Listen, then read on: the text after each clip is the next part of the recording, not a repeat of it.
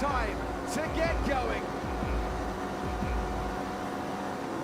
It's lights out and away we go. Bottas gets away well. He's alongside Lewis Hamilton and he's making a good progress. And they're back. Salut la team, content de vous retrouver.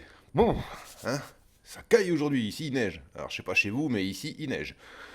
Alors dans cette vidéo, on va aborder petit retour sur Jeddah de la semaine dernière, nos attentes un petit peu de Melbourne la semaine prochaine, et puis le cas Ocon chez Alpine, il m'inquiète le garçon, et on va finir par les tweetos. Générique Maurice.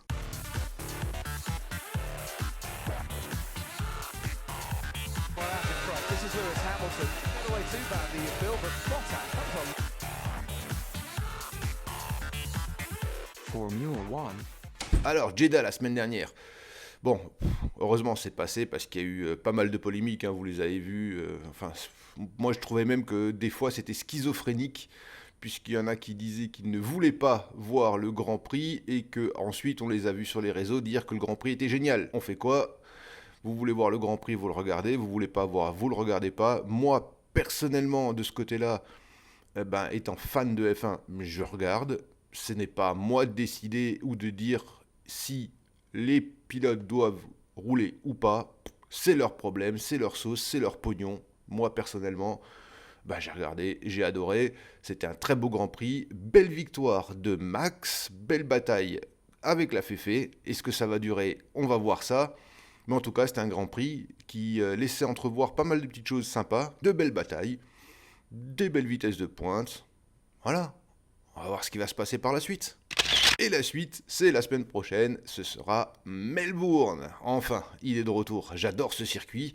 D'ailleurs, si vous voulez voir, là, ici, je vous le mettrai, ce qu'on avait fait à l'époque quand on avait la salle de simulation, de pilotage. On avait fait une petite vidéo de briefing pour voir ce que c'était que Melbourne. Voilà, vous pourrez regarder, c'est dans les playlists de toute manière. Faites-y un tour si vous avez envie. Et donc Melbourne, il y a eu quelques petits changements sur le circuit. On va voir ce que ça va donner. J'espère qu'il n'a pas trop bougé non plus, que ce sera juste des vitesses de passage peut-être un peu plus rapides. Ça pourra être assez sympa. On va voir ce que ça va donner. Moi, j'ai une grosse attente sur Melbourne. En plus, on aura eu 15 jours de délai entre les deux courses, ce qui veut dire que les écuries vont pouvoir un tout petit peu évoluer sur leur monoplace, faire quelques petits changements. Très impatient de voir ce que ça donne. Bon, la partie qui nous inquiète un peu. Ocon.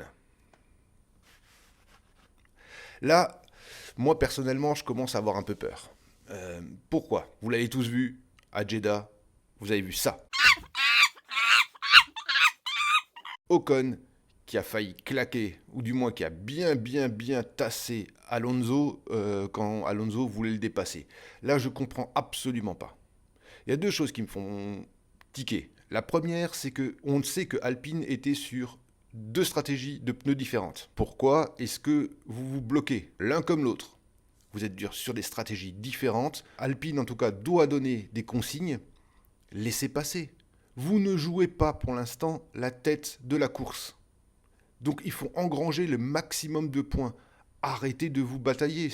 Pour moi, c'est ridicule. Vous êtes une écurie. Pour l'instant, on n'est qu'au début. Engranger des points au niveau de l'écurie. C'est fou d'essayer de se battre comme ça pour rien en sachant qu'on est sur deux stratégies différentes. Ça n'a aucun intérêt. Et là où ça me fait peur, c'est sur Ocon. Ocon me fait vraiment peur parce que, je vous l'ai montré, hein, vous l'avez tous vu, le geste au niveau de la zone de frein qui a failli emboîter les deux bagnoles, et j'ai l'impression de retrouver Ocon contre Pérez. C'est un pilote, il a envie d'être premier dans son écurie, pas de souci.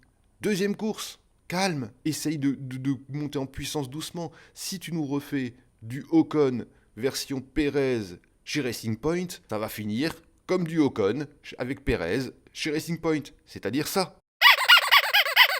Calme-toi, Ocon. Tu es en face, tu as Alonso. Tu as un contrat sur plusieurs années. Calme-toi. C'est normal que tu veuilles être devant ton coéquipier, mais c'est ton coéquipier, ce n'est pas un adversaire. Donc ces gestes-là, non, je suis désolé, ça ne doit pas se faire. Franchement, ça ne doit pas se faire. C'est complètement fou. À deux courses du début, au tout début du championnat, il y a encore une vingtaine de courses derrière. Non, 20, voire 21, hein, ça va dépendre si on remplace la Russie ou pas, mais on est loin de la fin du championnat. Surtout ne pas faire du Ocon versus Pérez. Ne retombe pas dans tes travers. Tu es un bon pilote, c'est pas le problème. Je sais que tu veux être devant ton coéquipier, c'est normal. Mais calme-toi mon pote. Voilà, c'était un peu mon coup de gueule sur Ocon, parce qu'il me fait peur le garçon. Il me fait vraiment peur. Je me répète, hein, mais il me fait vraiment peur là sur ce coup-là. On va voir ce que ça va donner à Melbourne. J'espère que ça va être beaucoup mieux et que ils vont nous proposer des belles batailles. Qui se battent, c'est pas un souci, mais pas ça. Interlude publicitaire pour vous dire que vous pouvez vous abonner, activer les notifications si vous en avez envie et surtout nous suivre sur les réseaux.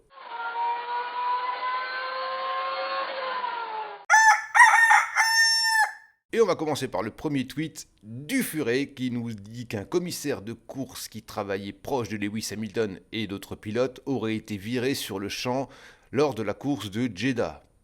Et pourquoi? Vous le voyez, parce qu'il aurait espéré que Lewis Hamilton explose comme Romain Grosjean contre un rail. Là, franchement, limite pour un commissaire de course. Mais pourquoi tant de haine? Pourquoi tant de haine?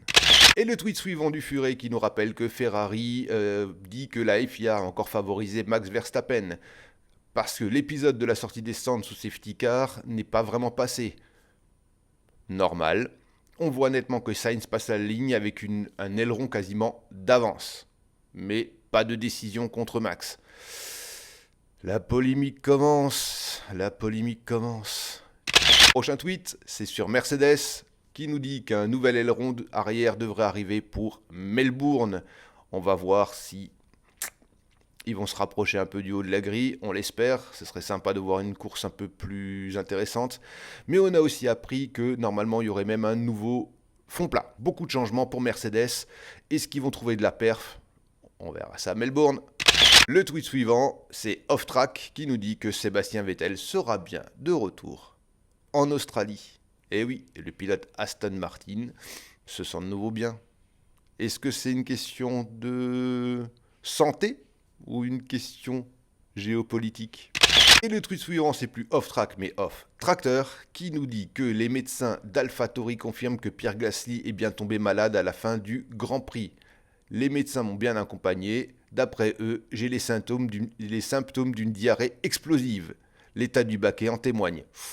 J'aurais pas aimé être celui qui va nettoyer le baquet, sans déconner. Bon, on espère que Gasly ira mieux et qu'il sera en forme pour la course prochaine.